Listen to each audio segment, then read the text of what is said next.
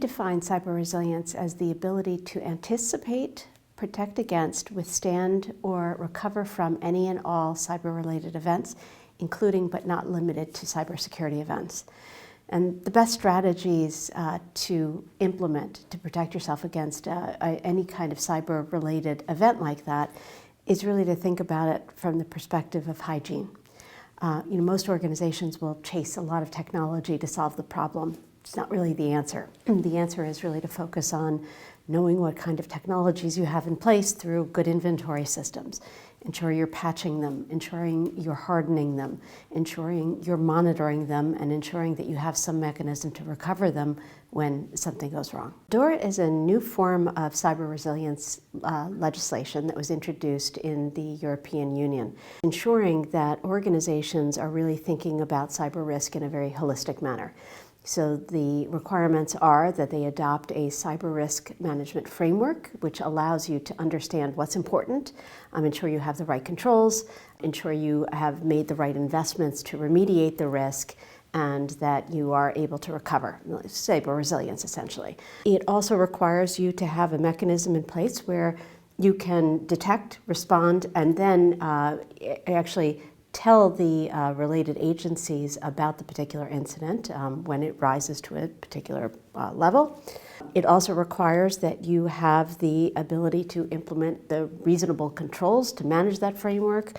It also requires that you think about the supply chain, and this is an important and fairly new requirement in so much as we've seen over the past few years that a lot of the threat actors have been focusing on supply chain partners, using supply chain partners as what is essentially a Trojan horse to get into the organization. And so DORA requires some enhanced control around supply chains. And that does include outsourcing partners, companies like Kyndryl, who are critical partners into these businesses and organizations to ensure that they are not posing any issues. In order to ensure better diversity, whether it's gender or ethnic diversity, I think there's a few things that companies can do. First, and this is a pretty simple one, is ensuring that as you're bringing candidates in from the outside, that you're ensuring a diverse slate. One of the more successful things that we do here at Kyndryl through our kinships, and I'm lucky enough to be the co-executive sponsor for the Women's Kin, which is to support women in the workplace, is we have facilitated co-evangelist circles. Co-evangelism is all about creating networks of women who are kind of in the same scope range from a career perspective, where the goal is really just for them to talk about themselves and talk about what they want to a group of women who will just file that away.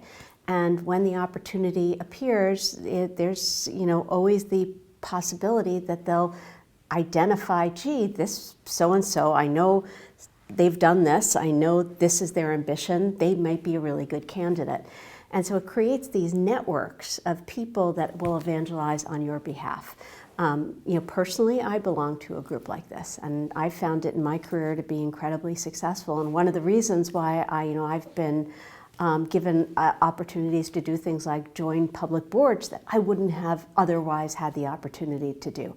And so I strongly believe that this kind of creative focus on letting women just get over the hurdles that they've kind of established for themselves in forms of things like co-evangelism can be really successful.